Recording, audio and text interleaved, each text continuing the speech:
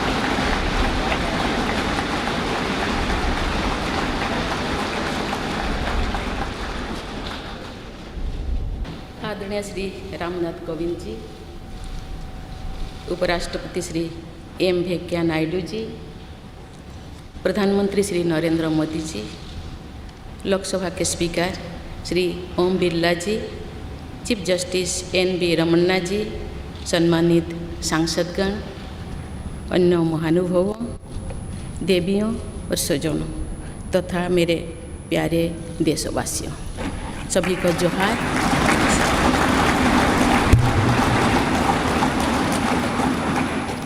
भारत के सर्वोच्च संवैधानिक पद पर निर्वाचित करने के लिए मैं सभी सांसदों और सभी विधानसभा सदस्यों का हार्दिक आभार व्यक्त करती हूँ।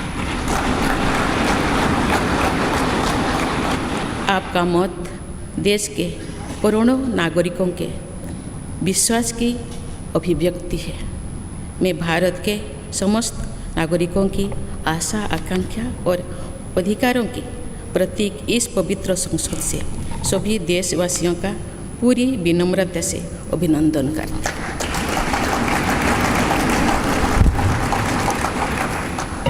आपकी आत्मीयता, आपका विश्वास और आपका सहयोग मेरे लिए इस नए दायित्व का निभाने में मेरी बहुत बड़ी ताकत रहेगी। मुझे राष्ट्रपति के रूप में देश ने एक ऐसे महत्वपूर्ण कालखंड में चुना है जब हम अपनी आज़ादी का अमृत महोत्सव मना रहे हैं।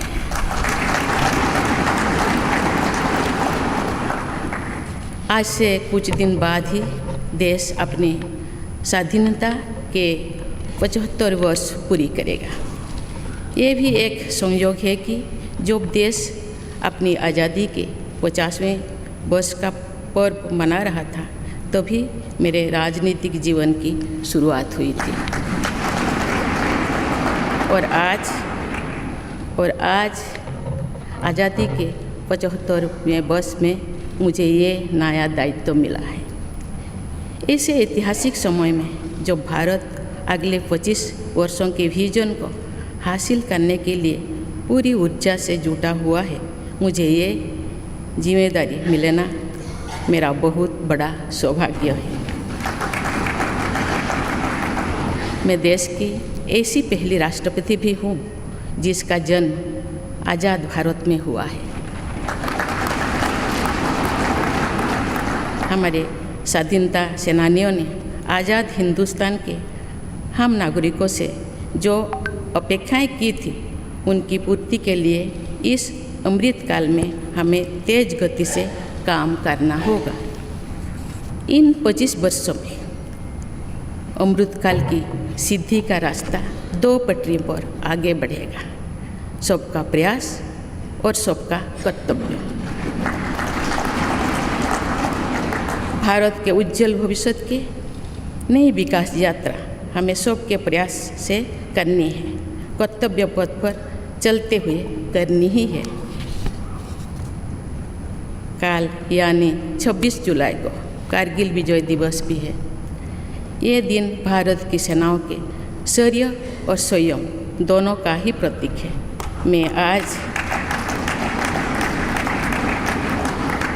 मैं आज देश की सेनाओं को तथा देश के समस्त नागरिकों को कारगिल विजय दिवस की अग्रिम शुभकामनाएं देती हूँ।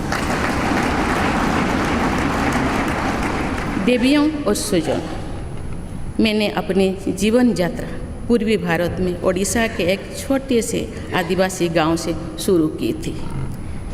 मैं जिस पृष्ठभूमि से आती हूँ, वहाँ मेरे लिए प्रारंभिक शिक्षा प्राप्त करना भी एक सपने जैसा ही था, लेकिन अनेक बाधाओं के बावजूद मेरा संकल्प दृढ़ रहा और मैं कॉलेज जाने वाली अपने गांव की पहली बेटी थी।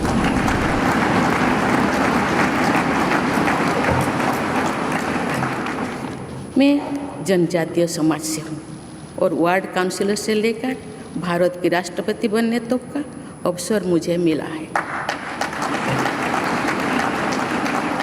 ये लोकतंत्र की जननी भारतवर्ष की महानता है। ये हमारे लोकतंत्र की ही शक्ति है कि उसमें एक गरीब घर के पैदा होने बेटी, दूर सुदूर आदिवासी क्षेत्र में पैदा हुई बेटी भारत के सर्वोच्च संवैधानिक पद तक पहुंच सकती है।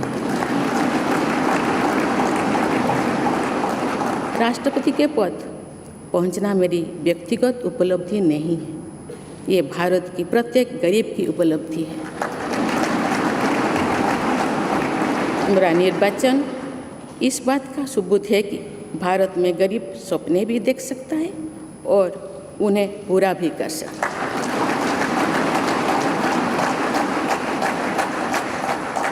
और ये मेरे लिए बहुत संतोष की बात है कि जो सदियों से वंचित रहे, जो जीवन विकास के लाभ से दूर रहे, वे गरीब, दलित, पिछड़े तथा आदिवासी मुझे ये अपना प्रतिबिंब देख सकते हैं।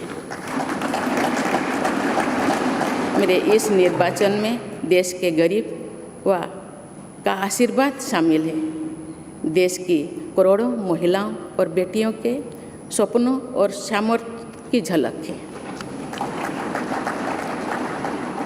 मेरे इस निर्वाचन में पुराने लीग से हटकर नए रास्ते पर चलने वाले भारत के आज के युवाओं का साहस भी शामिल है।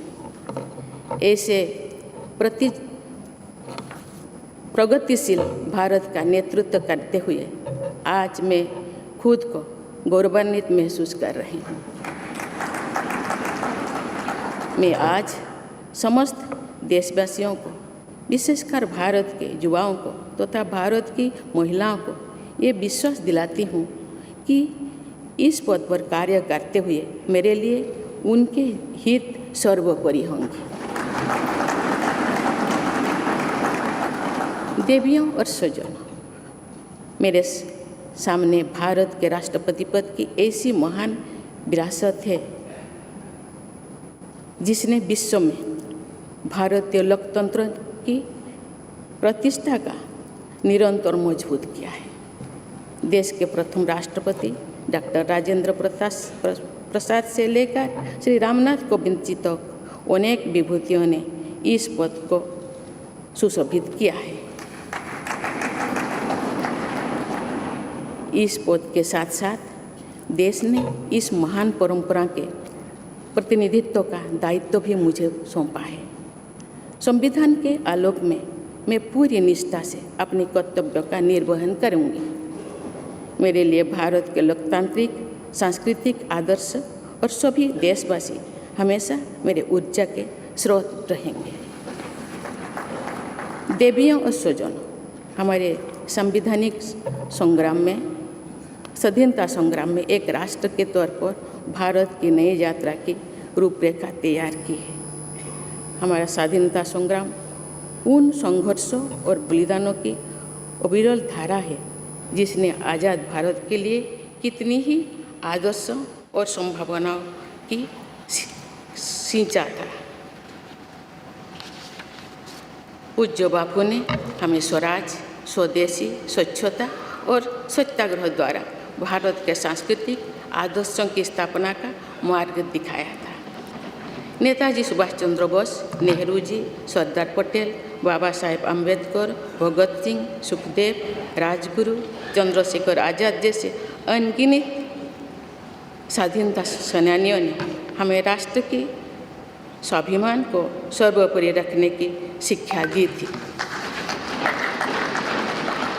रानी लक्ष्मीबाई, रानी वेलु नाचियार, रानी गाईदिन्लु और रानी चेन्निमा जैसी अनेकों वीरांगनाओं ने राष्ट्र इच्छा और राष्ट्र निर्माण में नारी शक्ति की भूमिका को नई ऊर्जा दी है। संथाल क्रांति, पाइक क्रांति से लेकर कोल क्रांति और भील क्रांति ने स्वतंत्रता संग्राम में आदिवासी योगदान को और सशक्त किया। सामाजिक उत्थान एवं देश प्रेम के लिए धरती आबा भगवान बिरसा मुंडा जी के बलिदान से हमें प्रेरणा मिली थी।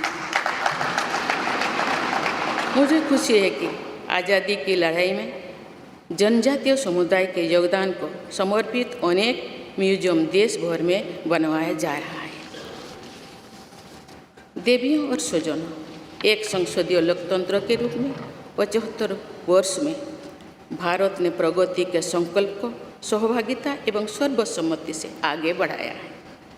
विविधताओं से भरे अपने देश में हम अनेक भाषा, धर्म, संप्रदाय, खान पान, रहन सहन, रीति रिवाजों का अपनाते हुए एक भारत श्रेष्ठ भारत के निर्माण में सक्रिय है।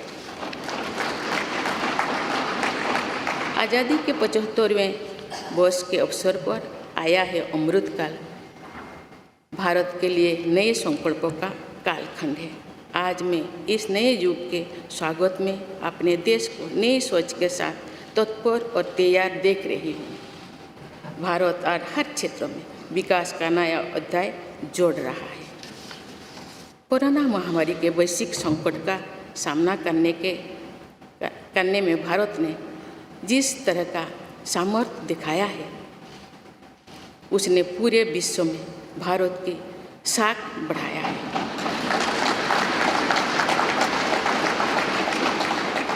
हम हिंदुस्तानियों ने अपने प्रयासों से न सिर्फ इस वैश्विक चुनौती का सामना किया, बल्कि दुनिया के सामने नई मापदंड भी स्थापित की।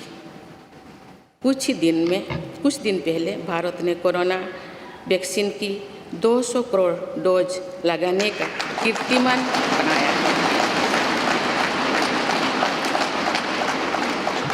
इस पूरी लड़ाई में भारत के लोगों ने जिस संयम, साहस और सहयोग का परिचय दिया, वो एक समाज के रूप में हमारी बढ़ती हुई शक्ति और संवेदनशीलता का प्रतीक है। भारत ने इन मुश्किल हालात में न केवल खुद को संभाला, बल्कि दुनिया की मदद भी की। कोरोना महामारी से बने माहौल में आज दुनिया भारत को नए विश्वास से देख रही है।